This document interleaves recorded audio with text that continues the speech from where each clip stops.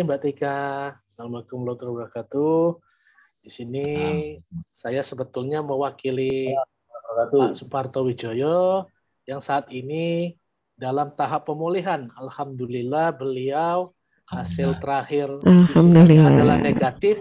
Insya Allah sehat selalu, dan yang amin ya Allah. Yang ada di sini juga harus selalu sehat ya Mbak Tika ya. Amin insya Allah. Dikatakan hadirin dan hadirat yang ada di forum Zoom ini namanya hadirin. Yang di luar yang menyaksikan lewat radio, lewat YouTube, lewat IG live namanya hadirat. Kan ada di luar forum Zoom gitu. Oke, insya Allah. Iya. Baik. Alhamdulillah ya, semoga lekas sembuh juga untuk Prof. Jojo ini ya, sudah semangat, berarti tinggal pemulihan kembali begitu ya, dan tidak sabar menantikan untuk bisa bergabung lagi dengan kita di program Erlangga Forum. Iya, silakan Pak Prawitra, kita boleh menyapa narasumber kita sore ini. Alhamdulillah narasumber kita sudah hadir di sini. Yang pertama di sini, Assalamualaikum Prof. Badri. Waalaikumsalam warahmatullahi wabarakatuh. Assalamualaikum. Salam Mbak Tika. Ya. Nah ini dia. Alhamdulillah. Lihat Prof. Badri ini sehat kita, Bu Tika. Seger terus ya, ceria terus, masya Allah. Iya. Alhamdulillah. Tapi itu ngomongin tentang backgroundnya itu kayaknya ada yang beda ya. Iya, ada yang berubah. Latarnya ini ya. Harus update bahwa ranking UNER sudah naik ke 465 dunia. Keren, selamat ya. Tepuk tangan ini kita. Selamat. Alhamdulillah, mudah-mudahan semakin naik lagi nih ya. Nggak sabar untuk menunggu kabarnya nanti. Iya, silakan Pak Prawitra. Baik, saya sapa narasumber yang kedua. Ini ada Profesor Dr. Fendi Suharyadi. Assalamualaikum Prof. Selamat sore, salam sehat semua. Selamat sore, Prof. Fendi, apa kabar? Baik, Mbak. Alhamdulillah. Iya. Prof. Fendi ini, Mbak Tika, beliau adalah Kaprodi S3 PSDM Sekolah Pasca. Walaupun Masya Allah. Beliau Kaprodi S3, ya, tapi jiwa mudanya tetap ada gitu. Iya gitu ya. Masya Allah, mudah-mudahan sehat selalu, tetap semangat ya. Sehat ya Prof, sehat selalu Prof. Baik, ini ada narasumber kita yang ketiga, ini Profesor Dr. Subagio Adam. Assalamualaikum Prof. Adam. Waalaikumsalam warahmatullahi wabarakatuh.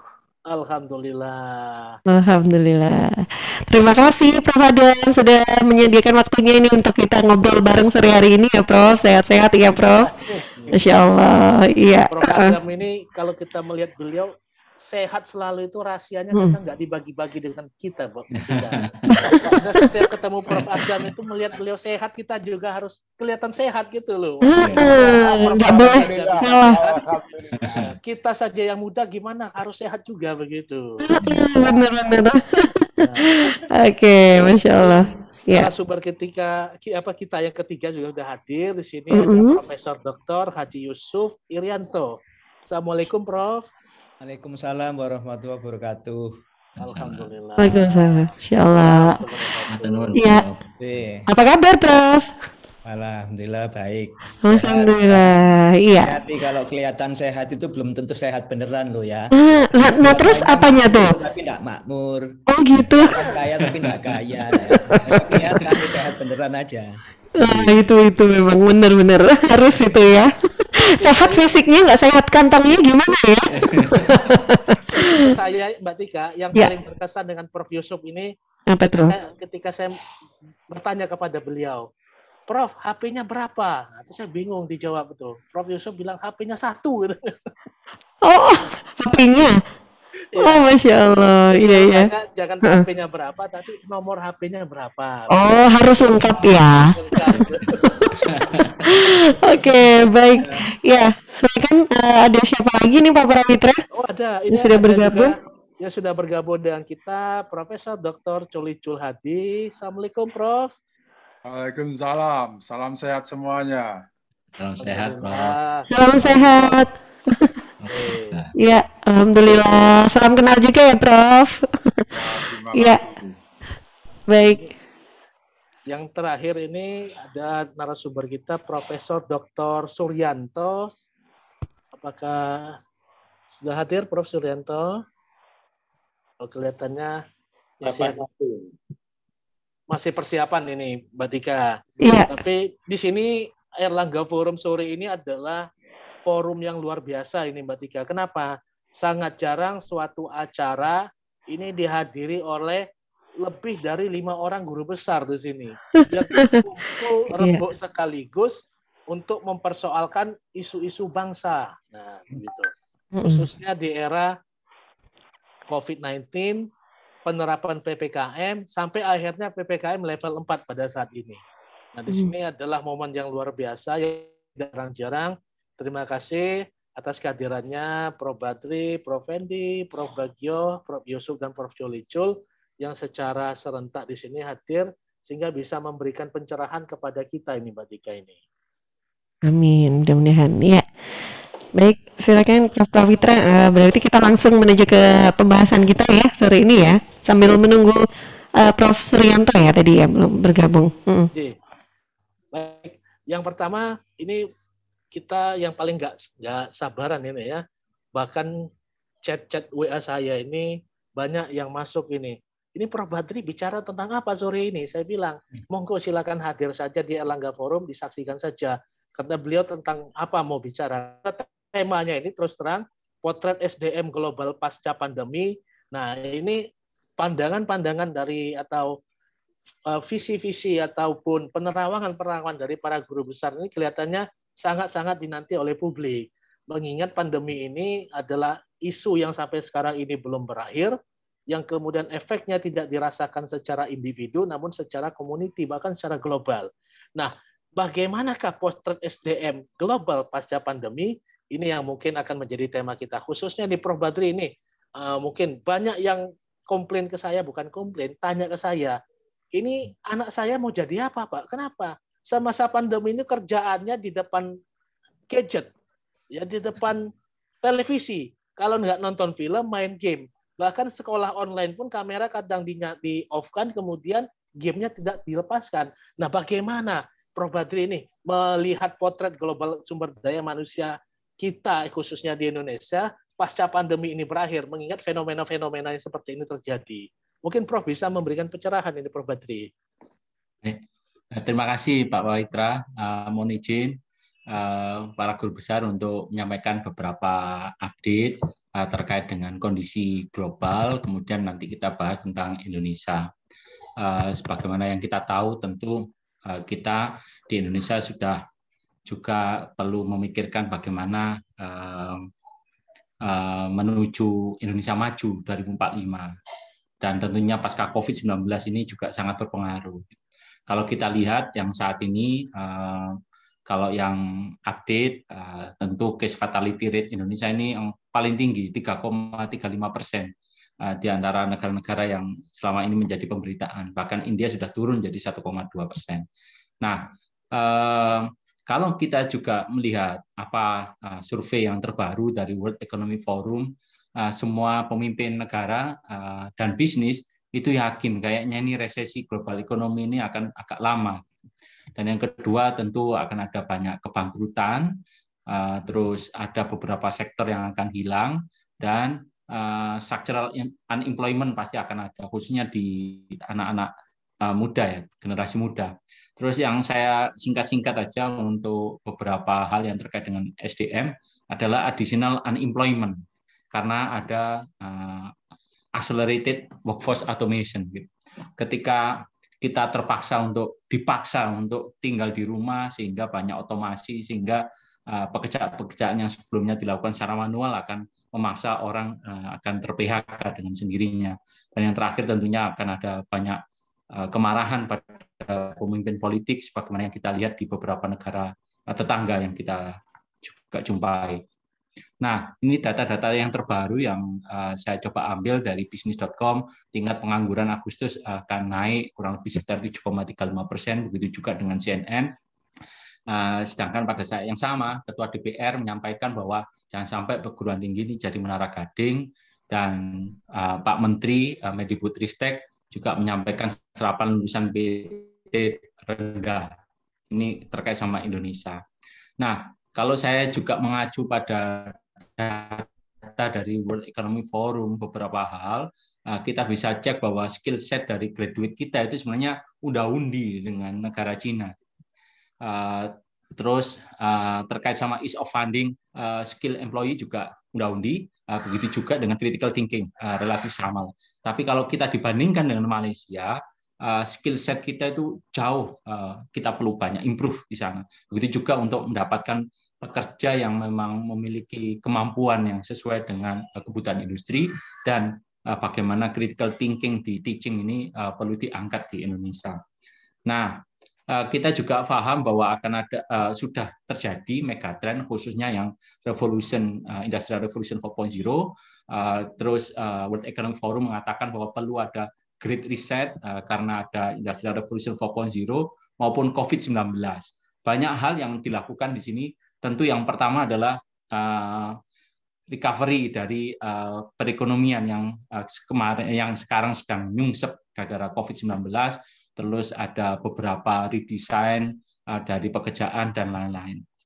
Terus kalau kita lihat juga tentu perlu ada inisiatif bagi negara kita itu melakukan reskilling bagi SDM kita gitu, karena kebutuhan pasar yang dulunya mungkin tidak begitu banyak yang terkait dengan data sama artificial intelligence sudah meningkat cukup besar, kebutuhannya juga cukup meningkat.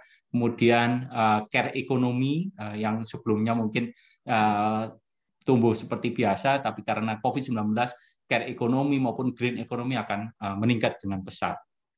Nah, ini saya perlihatkan beberapa data yang bahwa sebelum dan sesudah COVID-19 banyak pekerjaan yang high similarity-nya itu relatif jarang. Kalau yang engineering, people and culture sama marketing relatif sama, itu kurang lebih sekitar 40-50%. Tapi kalau ngomong tentang cloud computing, data and AI, product development ini agak berbeda dibandingkan sebelum COVID-19.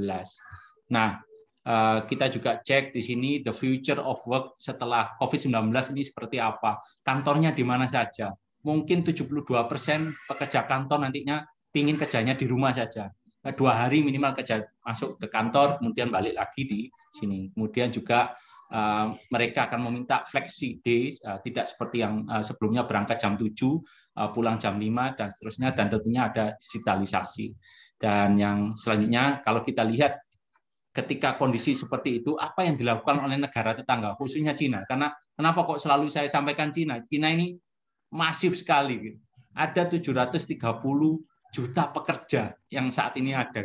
Nah, ini tugas besar dari pemerintah Cina, karena kalau kita lihat di sini ada beberapa jam yang sudah berkurang cukup jauh terkait dengan kerjaan fisik yang minus 281 jam, basic kognitifnya juga berkurang karena sudah dilakukan dengan artificial intelligence dan seterusnya, teknologi apalagi.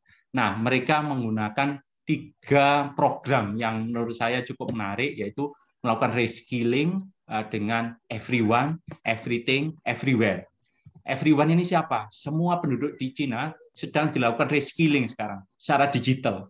Terus everything, apa saja yang dilakukan? Ada banyak yang training digital bagi penduduknya, dan yang terakhir everywhere. Mau di desa, mau di kota, mereka akan bisa akses seperti layanan-layanan pembelajaran online yang selama ini kita punya di Indonesia. Nah, pertanyaannya adalah apa yang harus dilakukan Indonesia, mungkin khususnya perguruan tinggi, agar lulusannya relevan dengan revolusi industri keempat dan post-pandemi COVID-19 untuk membuat Indonesia menjadi negara maju di 2045 itu akan sangat menarik untuk didiskusikan pada sore hari ini, Pak Prawitra. Terima kasih. Baik, ini menarik yang disampaikan oleh Prof. Badri, khususnya tentang kebiasaan bekerja ini, Prof. Ya. Jadi pasca pandemi ini ada beberapa keinginan untuk bekerja secara fleksibel, ada yang meminta kerjanya hanya 2 hari saja di kantor, sisanya di rumah dan sebagainya. Nah, kalau dari fenomena-fenomena gini, apakah tidak memungkinkan nantinya, ya, apakah tidak hanya sebatas pekerja saja, juga menimbulkan suatu fenomena yang namanya ada yang dikenal dengan agorafobia.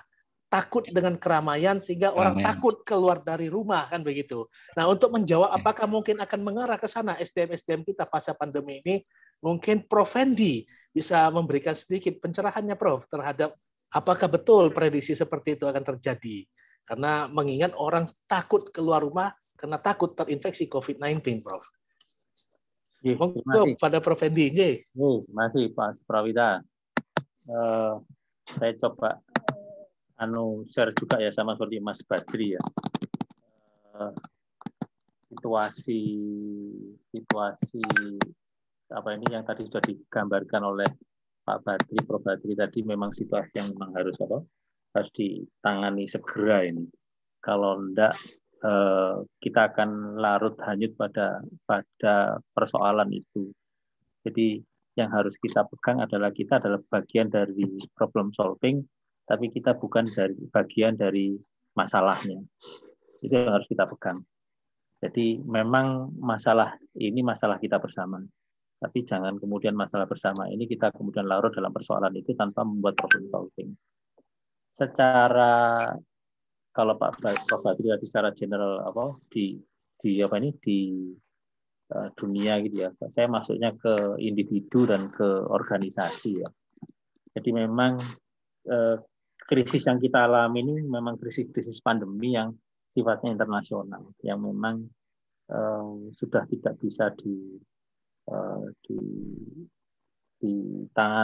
bisa di-handle lagi karena itu di luar kemampuan. Ini saya ambil dari beberapa jurnal dan beberapa buku. Prinsip utama dari proses penanganan ini adalah kita harus menangani secara cepat.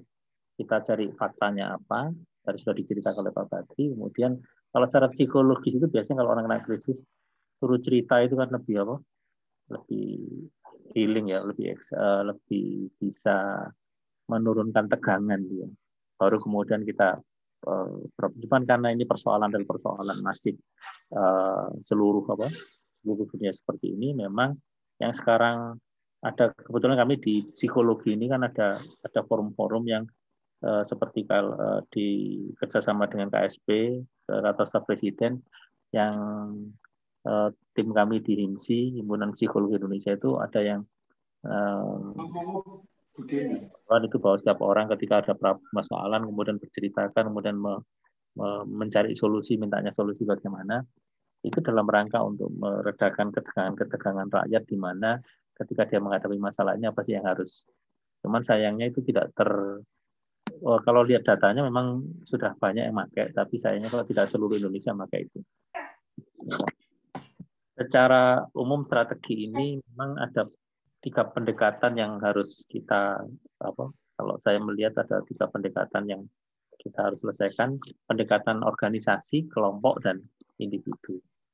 Di organisasi secara umum tadi Prof. Badri sudah melihat negara, kemudian masuk pada proses-proses yang ada di perusahaan organisasi. Nah, kemudian sekarang masuk ke level individu dulu. Situasi ini membuat kalau tadi agrofobia bahwa orang takut keluar rumah, takut dikit-dikit nanti tertular, itu memang orang dalam posisi stres. Orang posisi danger kalau data yang disampaikan Prof. Badri tadi bahwa pada level ke bawah, nomor berapa tadi Prof. Badri ya, nomor agak bawah tadi ada anger, ada marah dari rakyat terhadap situasi ini. Karena pemerintah kok tidak selesai ya, tidak menyelesaikan. Karena masyarakat sudah menyerahkan sepenuhnya pada pemerintah ini, sudah tidak bisa dia sendiri selesaikan. Ada marah, ada stres, tetangga batuk stres nggak takut keluar rumah. Persoalan-persoalan individu ini sebetulnya bisa diselesaikan dengan peer group, peer. Jadi kalau misalkan contoh yang paling gampang kemarin saya dengar Prof. Parto ini sakit ya, kena langsung kontak, dolek dirimu sakit, ini tolong ini. Wis ngombe obat apa ae, sudah pakai apa saja. Kalau belum tak kirim obat ini. Itu meredakan ketegangan bahwa teman saya, sahabat saya, saudara saya ketika jatuh ini membantu, menolong. Itu mengurangi stres, mengurangi anger, bahwa ternyata kita ini sesama manusia masih bisa tolong menolong. Kita sesama apa? Nah, akan lebih baik kalau sebetulnya model-model WA group itu, itu grup SD, SMP, SMA, S1, S2, S3, atau grup kerja, grup apa itu, ketika orang yang dimintakan ngomong, tampil loh, ketika kalau ada sesuatu, ada teman sakit, kita bisa saling bantu. Membantu teman dalam posisi lagi sakit itu sebuah dorongan yang kuat untuk ya bangun. Ada beberapa teman yang sudah pakai ventilator, pakai respirator, kemudian kita mendorong, ayolah kita kamu bisa sembuh, kamu bisa bangkit, kamu bisa mengalahkan semua ini. Pelan-pelan bisa bisa. Nah, itu salah satu faktor memang belum ada kajian karena ini situasinya situasi pandemi ya, belum ada kajian akademis bahwa yang dikasih bantuan psikologis itu yang sembuh berapa, yang tidak sembuh berapa, itu memang belum ada. Kalau nanti ada kesempatan bisa. Tapi paling tidak peredaan ketegangan itu bisa bisa dikurangi dengan adanya peer group yang sangat support terhadap apalagi kalau sekarang ini, kalau kemarin banyak kita bahas tentang teori-teori kepemimpinan yang transformasional.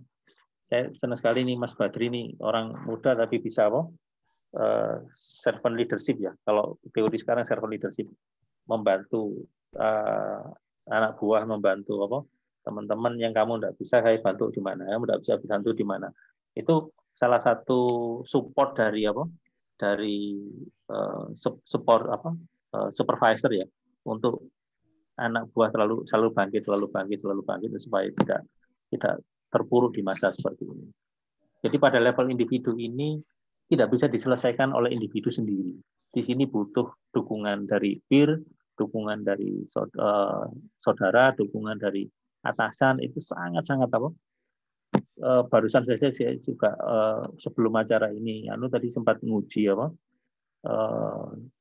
profesi dia. Ada mahasiswa praktek di sebuah perusahaan, tapi dalam kondisi seperti ini perusahaannya itu memaksa untuk masuk untuk semua, tapi tidak memberikan situasi di mana mereka tenang ketika bekerja. Jadi disuruh masuk tapi tidak diberi ketenangan ketika bekerja.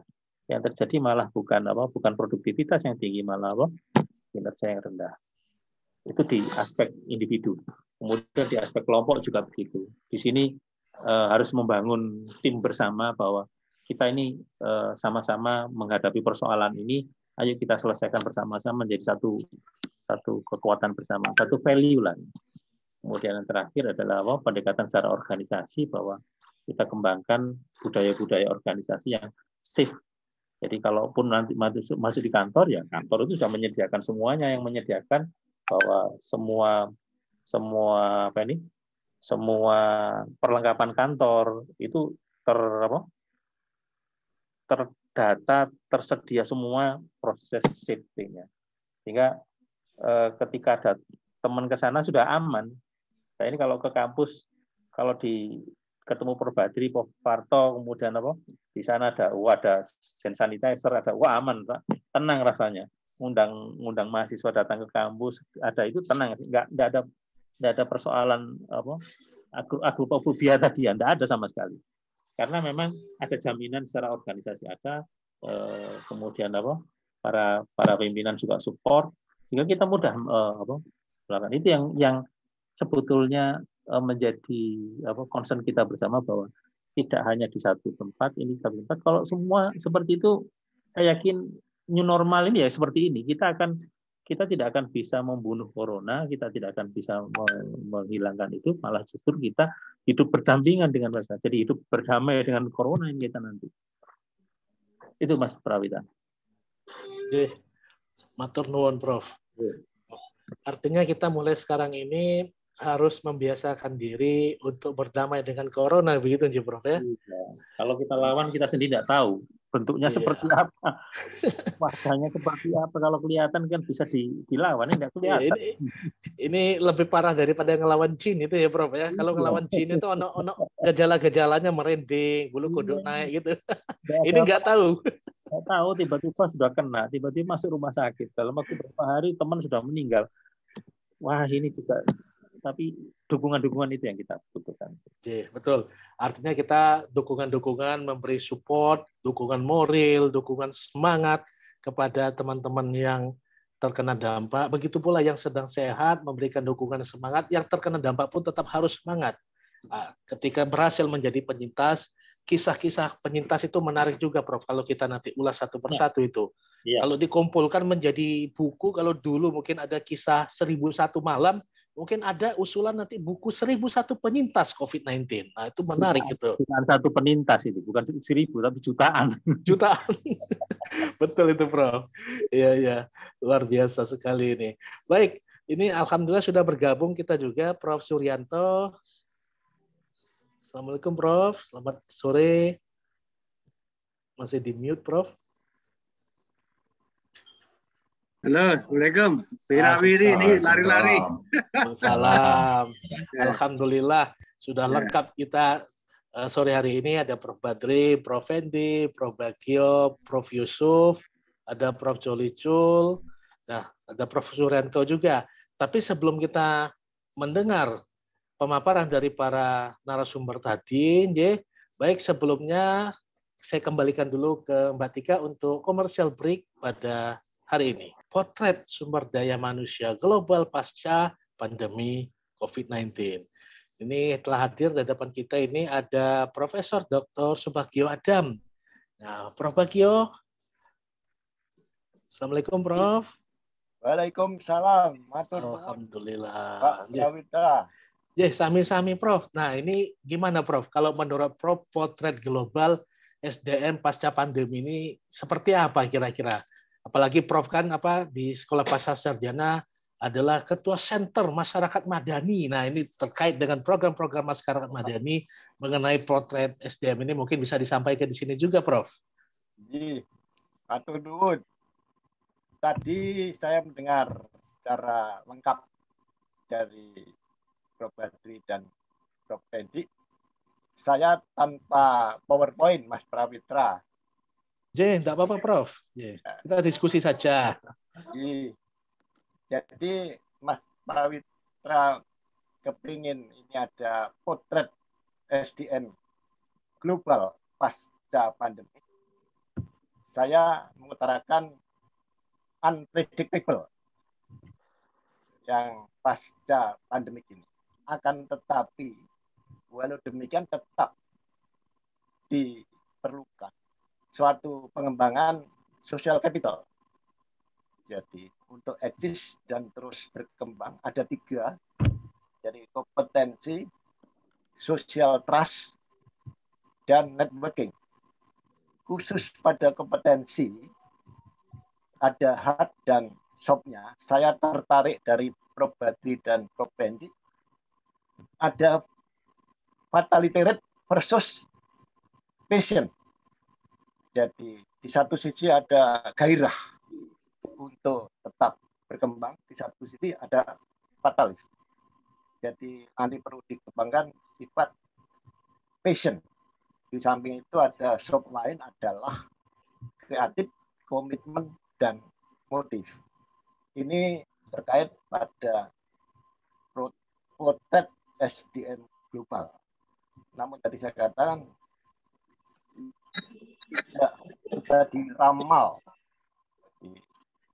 Namun demikian tetap optimis dengan 3 social capital roadmap. Kemudian kembali kepada kondisi Indonesia. SDM Indonesia tertarik perhatian pada tahun 2030, yaitu demographic dividend. Di situ ada penambahan manpower yang extraordinary. Jadi 15 years old ke atas. Jadi sangat spektakuler penambahannya. dan demografi dividend ini terjadi sekali saja. Jadi di situ nanti terjadi penambahan labor force. Kemudian tadi disebut oleh Prof. Hadi dan Prof. Hendy, employment dan pergeseran bekerja yang banyak ke sektor informal. Itu dulu dari saya Pak Prawitra. Kemudian yang terakhir tadi unpredictable, not forecasting, jadi tidak bisa diramal. Saya sedikit menambahkan agak sedikit joke, Mas Prawita. Jadi kondisi potret SDM sekarang ini, menurut sejarah, itu sudah diramal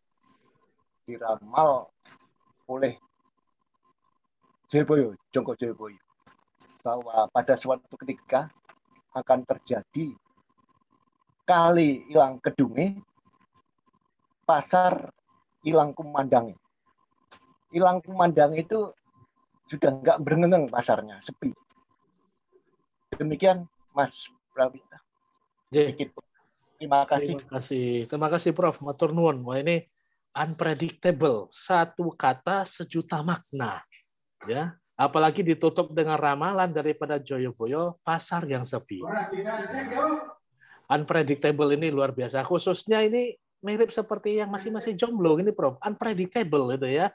Yang dulu bisa ketemu di kafe, di restoran aja susah cari jodohnya. Apalagi yang sekarang nggak bisa kumpul. Apalagi kalau mau makan bareng 20 menit cukup dibatasi ya, cukup limited, unpredictable juga gitu. Perjuangan. Nah, untuk bicara perjuangan ini di era pandemi khususnya berkaitan dengan potensi global sumber daya manusia, monggo saya memohon ini pencerahan selanjutnya dari narasumber berikutnya itu Profesor Dr. Yusuf Irianto. Nah, Assalamualaikum Prof.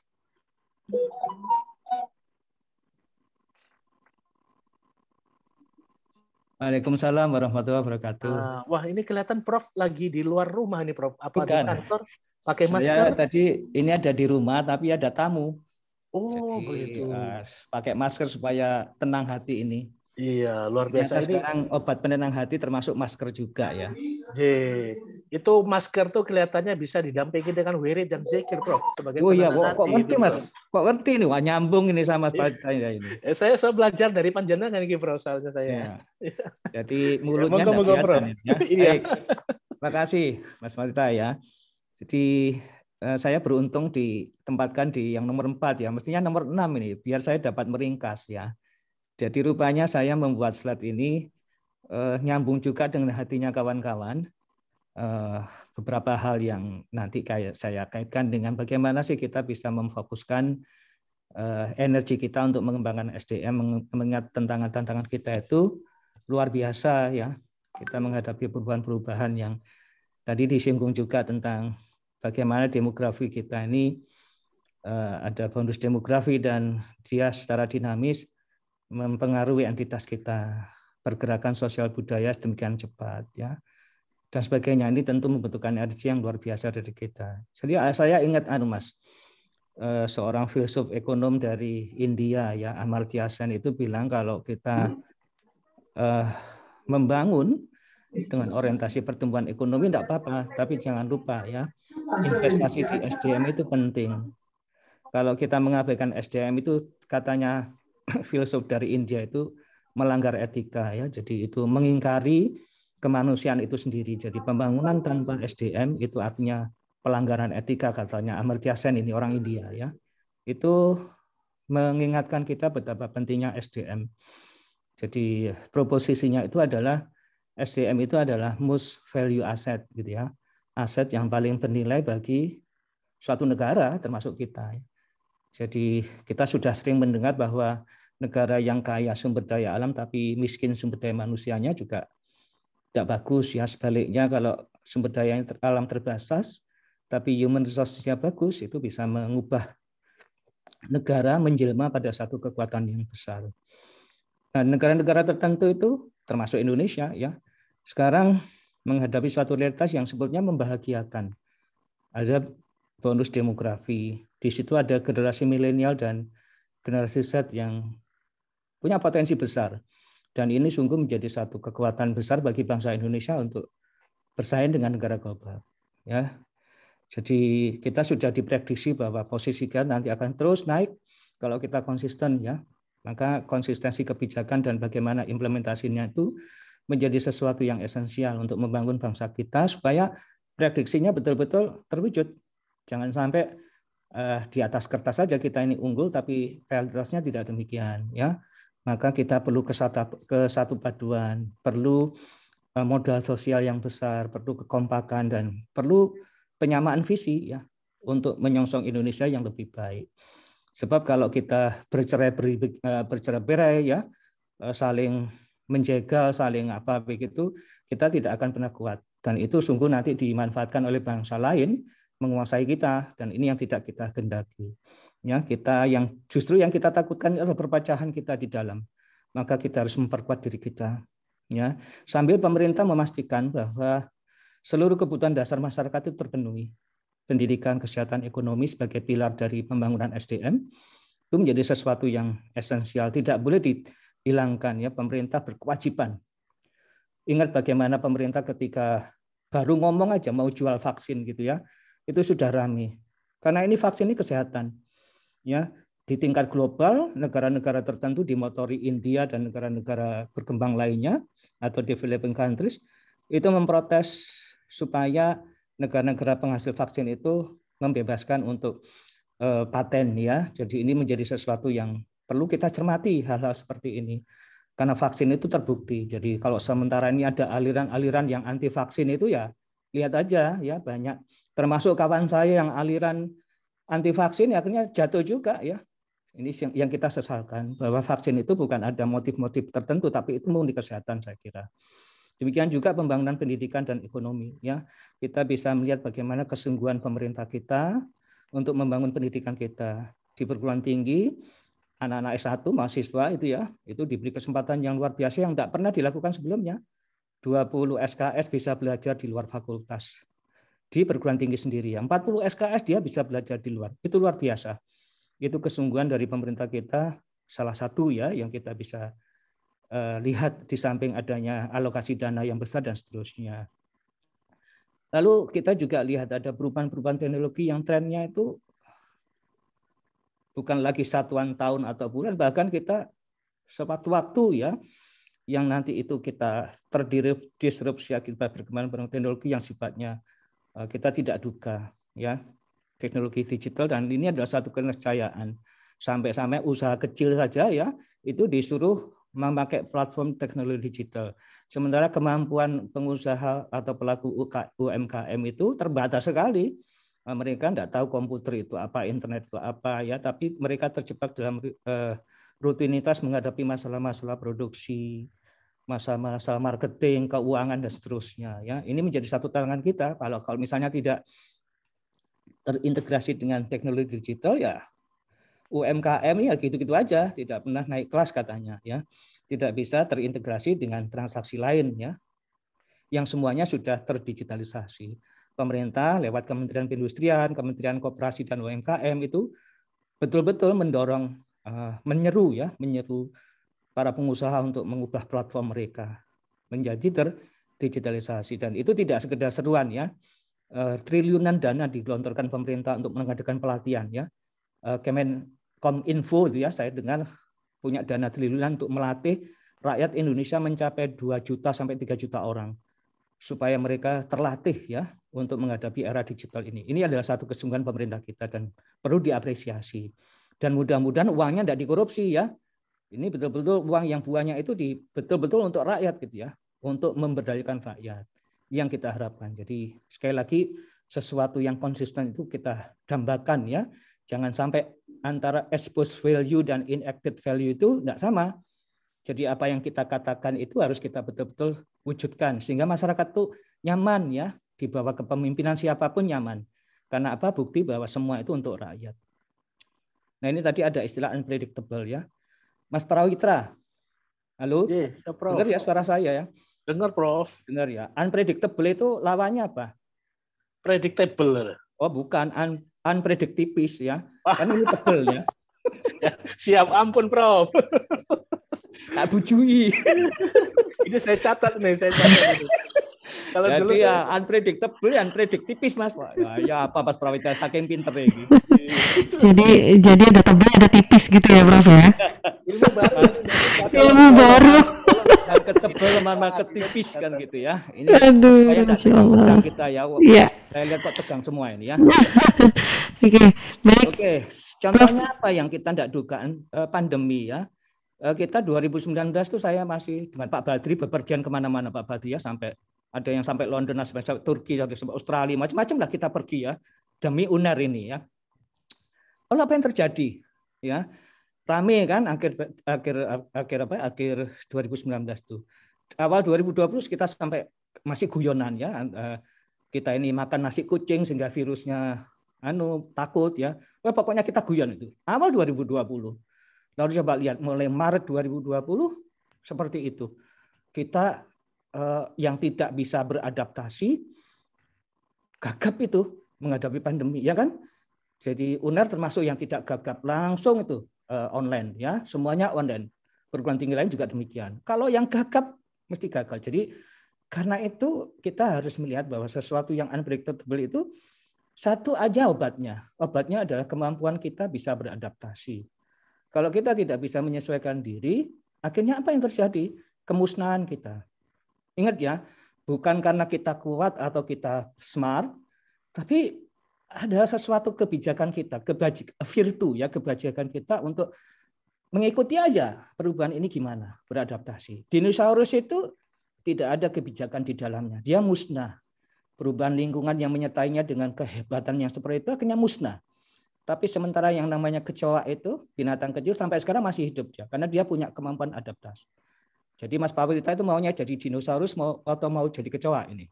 Saya santrinya Prof saja, Prof. Ya, Prof. Ya. Ini kalau sudah begini kan kini pilihan ya. Iya.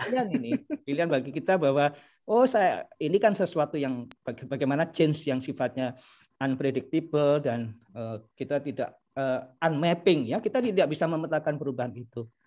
Maka kita harus punya respon ya.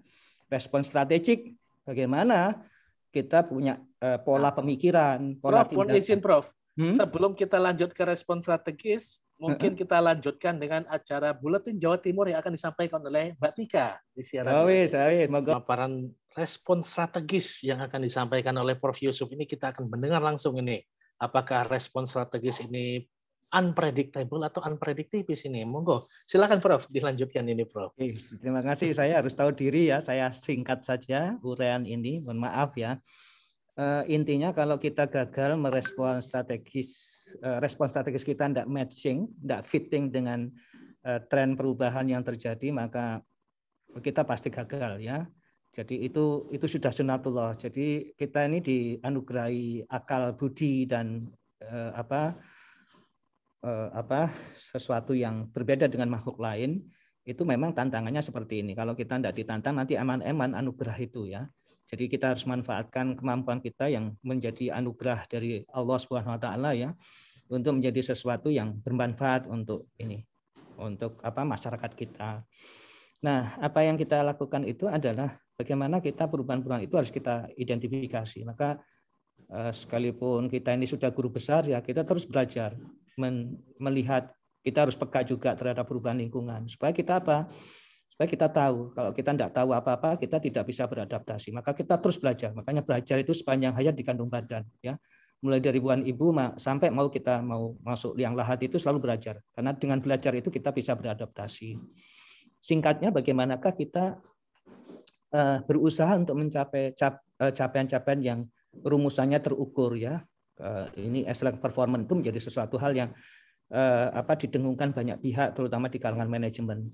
Dan kalau sudah seperti ini, maka negara kita itu harus punya ukuran-ukuran yang relevan juga ya. Jadi apa yang kita pertanyakan itu adalah di samping birokrasi kita ini atau pemerintah kita ini efektif, efisien, rasional, choice dalam mengambil keputusan.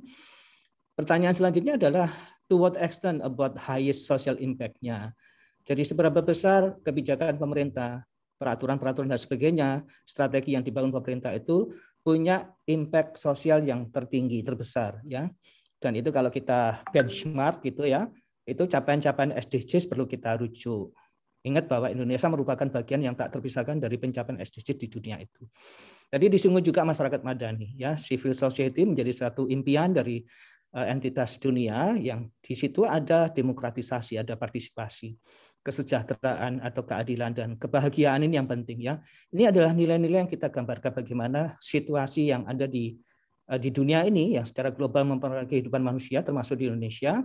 Itu adalah mengarah pada satu happiness, ya. Jadi kita tidak cukup pintar, tidak cukup sehat, tidak cukup kaya sejahtera, tapi seberapa jauh kita bisa meraih kebahagiaan di dunia ini, ya. Dan itu nanti dari sisi religiusnya, kita bangsanya religius, kita padankan kebahagiaan kita harus dunia dan di akhirat kelak, ya. Itulah yang dulu pada waktu Orde Baru, saya bukan kok pengagum Orde Baru, bukan ya, tapi kita belajar dari Orde Baru bahwa membangun manusia itu harus seutuhnya, ya, lahir dan batin kita bangun.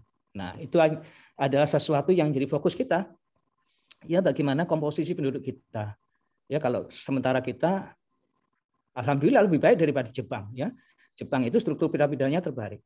Kalau sudah terbaik begitu, ya kita tidak bisa berharap apa-apa dari Jepang, ya.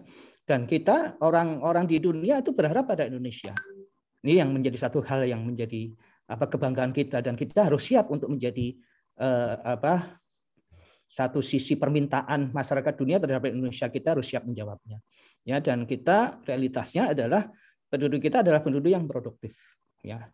Satu hal yang kita harus lihat situasinya bagaimana terjadi paradoks global, ya. Coba kita lihat berapa jumlah penduduk sampai Elon Musk itu bilang bahwa bumi sudah tidak mampu lagi menampung jumlah manusia, ya. Dan itu kita perlu jelajahi Mars, dan kalau perlu Mars itu adalah koloni kita. Itu luar biasa pemikiran, itu visioner, ya. Bukan tidak mungkin kita nanti pindah ke Mars, ya. Nanti persoalannya naik apa kita, naik becak atau naik bis kota, kita tidak tahu, ya. Tapi yang jelas bahwa bumi ini sudah tidak mampu lagi menopang. Nah, dengan jumlah penduduk yang besar, kebutuhannya meningkat, tapi ternyata ada labor shortage di bidang industri, di sektor industri, ya. Kita lihat di Indonesia saja, itu Pak Menteri bilang, Pak Menteri Perindustrian, ya, dalam 5 tahun ke depan itu kita kekurangan SDM sektor industri. Padahal jumlah penduduk kita itu besar. Padahal kaum muda kita itu luar biasa. Kita punya bonus demografi. Penduduk usia produktif sangat besar. Tapi Pak Menteri bilang ini kita kekurangan, kan aneh nih. Ya, itu artinya bahwa orientasi kebijakan pendidikan kita, katanya link and match dan seterusnya, itu harus betul-betul dilaksanakan, harus betul-betul direalisasikan supaya apa? Tidak ada labor shortage. Ya, maka kita melihat di Indonesia itu ada Making Indonesia 4.0, ya, dibuat oleh suatu roadmap, ya, dibuat oleh Kementerian Perindustrian, dan itu kita perlu apresiasi juga. Tapi ini sayang kurang menggema, ya, Making Indonesia 4.0 ini, karena di situ Indonesia punya peta jalan bagaimana kita betul-betul memanfaatkan kaum muda yang menjadi demos demokrasi kita, atau katanya Pak apa tadi Prof Bagio, ya, itu population dividend, ya, itu menjadi sesuatu yang betul-betul menjadi benefit bagi bangsa Indonesia. Nah, tidak hanya sektor industri, saya kira sektor-sektor yang lain itu juga perlu menangkap peluang yang demikian itu. Yang kita bisa baca itu adalah SDM untuk sektor industri dengan Making Indonesia 4.0. Mungkin pendidikan, kesehatan kita juga perlu petakan, ya. Ada satu peta jalan yang mengarahkan kita pada suatu keadaan yang ada yang tadi unpredictable tadi menjadi bisa predictable. Jadi ini artinya adalah kemampuan kita untuk mentransformasi satu situasi yang mengkhawatirkan menjadi betul-betul menguat, yang menguatkan bangsa kita, negara kita. Gitu Pak Badra, ya, jangan panjang-panjang, ya. Terima kasih, maaf, ya. Assalamualaikum warahmatullahi wabarakatuh. Waalaikumsalam warahmatullahi wabarakatuh. Benar-benar unpredictable nih pemaparan dari Prof Yusuf, ya. Mudah-mudahan pemirsa sekalian mendapatkan manfaat yang luar biasa dari pemaparan tadi, termasuk respon strategis. Nah, tapi yang jelas ada ilmu baru ini. Ilmu barunya unpredictable, lawannya adalah unpredictable. Itu ilmu baru. Saya catat ini Prof Yusuf, mohon izin ini.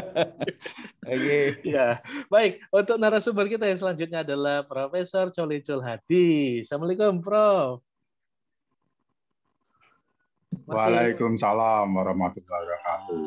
Alhamdulillah, Prof. Monggo, Prof. Kira-kira apa pencerahan yang akan kami dapatkan pada sore hari ini berkaitan dengan sumber daya manusia ini loh, Prof, setelah era pandemi ini. Ya, oke. Terima kasih. Banyak sekali sumber pada manusia, tapi jarang sekali orang menyebut sumber diri pada manusia, ya. Kita ngomong sering besar, tapi bagaimana ngomong tentang diri? Apalagi ngomong tentang kelompok sering universal. Disinilah sebenarnya kita bahas satu hal, bahwa dalam menghadapi pandemi ini sumber daya yang bisa mengatasi ini, dan jangan khawatir bahwa pandemi selalu berulang. Ya, apapun, dan kita harus menghadapi dengan senyuman. Nggak usah melarikan diri. Saya akan melihat sisi positif dari setiap peristiwa, terutama peristiwa pandemi ini. Saya tidak membahas semua, cuma satu saja. Yang penting adalah kita memperkuat mata rantai. Mata rantai diri sendiri, mata rantai pada terutama psikologis yang tidak tampak tapi sangat berpengaruh, ya, sifat optimisme yang disertai dengan kekuatan data. Jangan optimisme tapi tidak dikaitkan dengan data-data yang ada terkonfirmasi. Mata rantai ini sangat penting, terutama individu-individu dalam keluarga. Sisi positifnya dengan pandemi inilah sumber daya kita sebenarnya akan bisa menjadi lebih lengket, lebih terikat, lebih sadar diri, lebih sadar bangsa, bahwa kita menghadapi masalah yang sama. Ini psikologis inilah sebenarnya kapital psikologi yang sangat positif kita gunakan. Semua bersatu, perlombaan vaksin pun sudah puluhan, ya, yang tidak dipublikasikan. Nah, inilah sebenarnya kekuatan-kekuatan kita, alih-alih sudah muncul semua dalam keadaan tertekan ini. Jadi kita jangan sekali-kali dibelokkan oleh siapapun, kecuali kita memperkuat mata rantai diri sendiri, mata rantai psikologis, ya, mata rantai ekonomi, mata rantai sosial, mata rantai kesopanan publik. Ya, sekali lagi kesopanan publik ini harus dijaga ketat karena melibatkan kepentingan banyak pihak. Mata rantai itu sudah mulai runtuh, ya. Nah, di sini dengan pandemi akan menjadi kuat. Sumber daya inilah sebenarnya saya melihat sisi positifnya ada, bukan berarti lebih banyak, ada. Hendaklah teman-teman, terutama diri saya, membantu, tidak usah ngomong bangsa, membantu keluarga, itu sudah dahsyatnya luar biasa. Kalau keluarga di Indonesia ini sudah bisa membentuk mata rantai, dengan sendirinya COVID dan semua persoalan akan berkurang jauh, bukan berarti tidak ada. Karena persoalan pandemi ini adalah sumber kehidupan yang akan datang, sumber kehidupan teknologi, sumber kehidupan perbankan, dan seterusnya. Dengan pandemi, blockchain, dan semua, ya. Bahkan kita lebih murah dengan seminar, bahkan Merdeka Belajar pun lahir dalam keadaan pandemi. Dan banyak sekali sisi positif, miliarder-miliarder yang masih muda-muda muncul dalam pandemi. Dan itu tidak mungkin ketika tidak pandemi. Jadi sekali lagi, saya melihat sisi positifnya, tetap optimis, perguruan tinggi akan beradaptasi, memenuhi mimpi Bapak pendiri bangsa kita, bahwa kita menciptakan adil dan makmur dalam konteks minimal sisi psikologisnya. Artinya, sisi pandemi ini di model yang pertama, 9 Jen ini adalah yang penting adalah memperkuat mata rantai diri sendiri di dalam keluarga.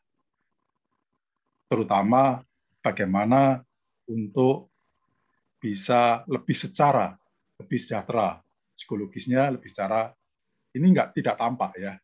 Jadi kita terbelok sama ekonomi bahwa sejahtera itu sama dengan perut, kenyang, semua serba fisik ya, tapi tidak. Nah, disinilah sebenarnya pandemi bisa dikurangi, bahkan dibantah, disiasati, begitu ya. Kalau dihilangkan nggak mungkin, tapi disiasati dengan cara mata rantai atau jejaring. Nah, mata rantai inilah sebenarnya kita lebih hidup lagi, karena saling bantu, sebagaimana prinsip kita dalam gotong royong. Demikian penjelasan kami, dan terima kasih. Saya kembalikan lagi kepada Mas Prawita. Baik, terima kasih Prof. Colicul. Menarik ini. Perguruan tinggi harus menjadi unsur yang mewujudkan mimpi pendiri bangsa. Nah, mudah-mudahan ini khususnya di sekolah pasca sarjana, mimpi pendiri bangsa itu diwujudkan di sekolah pasca sarjana yang dipimpin oleh Profesor Badri Munir Sukoco. Ya. Baik, narasumber berikutnya sudah hadir di hadapan kita, Prof. Suryanto. Nah, ini dia. Assalamualaikum, Prof. Waalaikumsalam. Nah, monggo Prof, kami sangat mengharapkan ini pencerahan apa yang dapat Prof sampaikan di depan pemirsa pada sore hari ini. Oke, terima kasih. Di era ke depan ini, saya itu lebih melihat bahwa orang itu harus jadi orang super, tapi dalam arti super macam-macam ya, bisa super tim, ya, bisa Superman kan gitu. Ya, kenapa Superman dan super tim? Secara individual manusia itu kan harus punya kompetensi. Ya, secara individual orang punya resiliensi. Secara individual orang harus punya kemampuan adaptasi. 3 itu yang penting. Individu itu kalau mau sukses. Resilience, kompeten, sama adaptasi. Ada yang tadi, nah, kenapa kok butuh super tim? Karena orang hebat itu tidak akan hidup sendiri. Dan itu hebatnya itu hanya bisa ketika dia bersama orang lain. Oleh karena itu, saya tidak banyak cerita, Pak, Mas Prawita.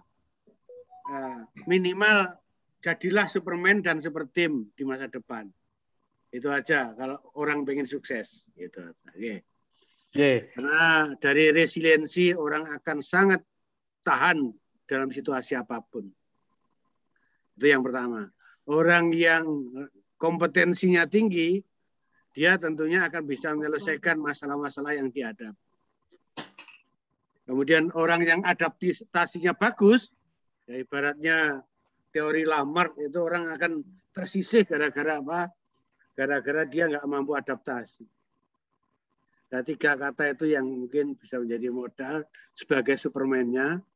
Dan 1 lagi kata, dia nggak akan bisa hidup sendiri, makalah hiduplah dengan tim. Maka harus juga menjadi super tim. Saya kira itu kunci sukses untuk hidup di masa depan. Itu aja.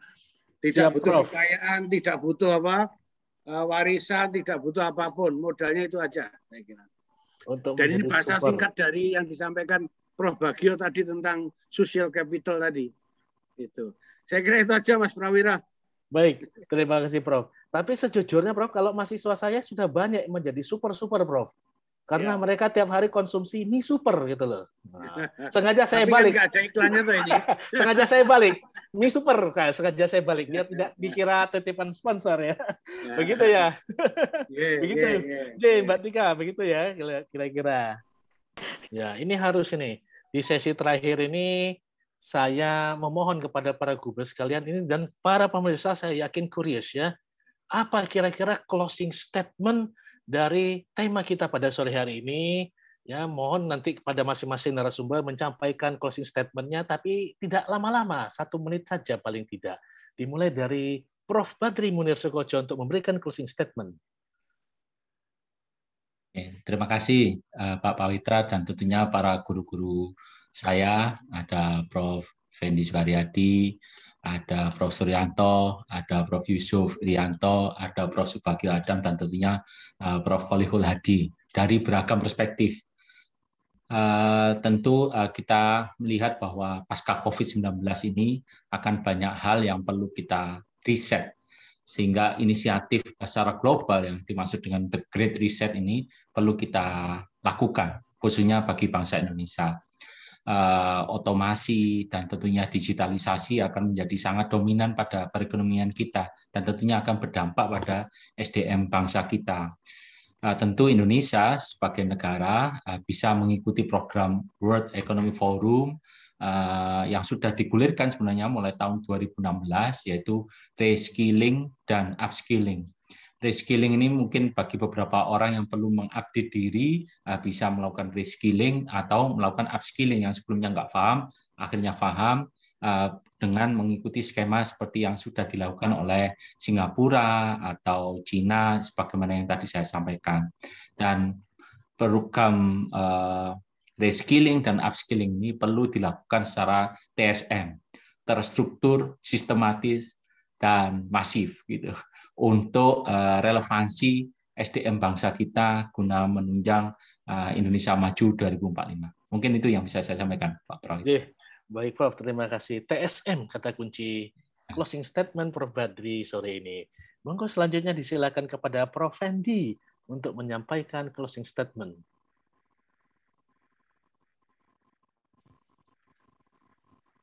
Ampunten, Prof. Masih di mute mic-nya. Aduh, ngomong banyak ternyata. Ketok kelihatan kalau grup besarnya ya, lali. Baik, terima kasih Mas Prawira atas waktu yang diberikan, dan terima kasih pada teman-teman yang lain sudah memberikan pencerahan dari berbagai aspek, berbagai pandangan, berbagai sisi.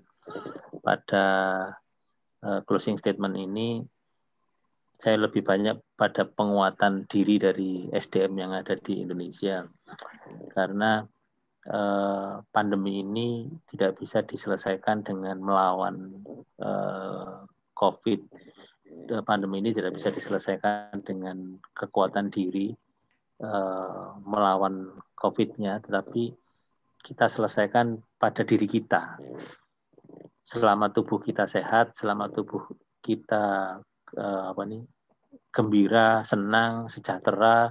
Tadi Pak Prof. Yusuf bilang sejahtera, dan itu semua menciptakan imun dalam tubuh kita. Jadi di new normal ini bukan hendak melawan COVID-nya, hendak melawan pandeminya, tapi kita hidup berdamai dengan COVID-nya dengan cara meningkatkan imun di tubuh kita, meningkatkan kekuatan pada tubuh kita dengan cara makan yang baru, cara kesehatan yang baru, cara berperilaku yang baru, yang mungkin berbeda dengan yang lama, yang dulu kita sering marah-marah, sekarang mengurangi marah-marahnya. Dulu kita sering tergesa-gesa, mengurangi tergesa-gesanya. Dulu sering kemerungsung, ya, menimbulkan emosi. Ya sekarang kita mungkin harus menata diri kita lebih ke kekuatan tubuh kita ini sampai seberapa. Itu yang disebut di psikologi namanya self-regulated learning. Kita belajar meregulasi diri kita, kita berusaha untuk mengatur diri kita untuk tidak melawan COVID, malah kita habis tenaga, banyak biaya, tapi kita hidup berdamai dengan COVID dengan cara tubuh kita ini lebih kuat menghadapi pandemi ini. Gitu Mas Parwita. Baik, terima kasih Prof. Fendi. Ini meregulasi diri untuk terbiasa berdampingan dengan COVID. Nah, ini kata kunci Prof. Fendi pada sore ini. Selanjutnya kita dengarkan closing statement dari Profesor Subagio Adam. Monggo kepada Prof. Adam. Matur nuwun, Mas Prawitra. Saya tutup hanya singkat saja dari dalam rangka pengembangan SDM. Kemudian Indonesia Maju lewat sekolah Pancasarjana. Sekolah Pancasarjana telah berkomitmen tinggi dalam pengembangan SDM. Sampaikan salam saya, salam passion, salam gairah, dan selalu semangat. Terima kasih, Mas Rawi. Terima kasih, Prof. Salam passion, salam semangat, salam gairah. Sekolah Pascasarjana komitmen terhadap pengembangan SDM. Wah, ini kata kunci dari Prof. Adam ini. Nah, selanjutnya keyword, ya, closing statement dari Prof. Yusuf Irianto. Monggo kepada Prof. Yusuf. Terima kasih Mas Pawitra yang ganteng. Alhamdulillah. Beberapa hari mendatang, ini sudah di penghujung bulan Juli, kita sudah masuki bulan Agustus, hari-hari di mana kita akan menyongsong perayaan Hari Kemerdekaan Republik Indonesia yang diperjuangkan dengan cucuran darah pengorbanan para pahlawan kita. Ya, kita ingat perjuangan beliau-beliau itu. Dan ini kesempatan kita untuk mengisi bangsa Indonesia lewat pengembangan SDM. Dari Prof. Badri, Prof. Fendi, Prof. Bagio, Prof. Suryanto, itu sudah banyak hal pemikiran yang kita bisa tarik, ya, dan ini menjadi satu bekal. Saya ingat bahwa ending dari pengembangan SDM itu adalah bukan kompetensi, bukan pinternya, bukan apanya, ya, tapi kemerdekaan orang itu bisa memilih untuk menentukan masa depannya. Ini harus kita bawahi, garis bawahi, ya. Jadi kalau kita mendidik orang, kita ngajarin orang, kita mengintervensi kehidupan seseorang, itu endingnya adalah bagaimana seseorang itu nanti bisa menentukan nasibnya sendiri. Maka ini selaras dengan apa yang menjadi tema peringatan kita di bulan Agustus, ya, bahwa kita rakyat Indonesia, SDM bangsa Indonesia tidak hanya merdeka tapi juga harus berdaulat, ya, mampu mengisi ceruk ruang baik yang sudah terisi apalagi yang masih kosong itu dengan kekuatan kita, bangsa Indonesia yang mandiri. Jadi itu adalah sesuatu impian kita, cita-cita bangsa Indonesia itu adalah negara yang merdeka dan berdaulat, dan itu ditopang dengan kemandirian. Saya kira itu dari apa yang kita harus camkan, ya, harus kita catat dalam pembicaraan untuk SDM kita. Terima kasih Mas Pawitra. Terima kasih Prof. Yusuf. Ini kata kuncinya merdeka dan berdaulat. Kita jadikan sebagai momen dirgahayu kemerdekaan kita adalah momen pembangunan sumber daya manusia. Merdeka saja tidak cukup, tapi juga harus berdaulat. Ini kata kunci dari Prof. Yusuf pada sore hari ini. Selanjutnya, kita lihat, dengarkan closing statement dari Profesor Cholicul Hadi. Monggo kepada Prof. Cholicul, disilahkan. Halo, ya. Terima kasih. Ya, Prof. Prof. Badri, Prof. Yusuf, Prof. Surus, dan Prof. Fendi, Prof. Adam. Satu hal yang perlu digarisbawahi bahwa pandemi ini tidak bisa dihindari, namun bisa kita mengubah sikap kita untuk membuat mata rantai bagaimana kita bisa menghadapi, mengelola, sekali lagi mengelola bukan menghilangkan COVID, tapi mengelola sikap kita sehingga kita bisa lebih sejahtera.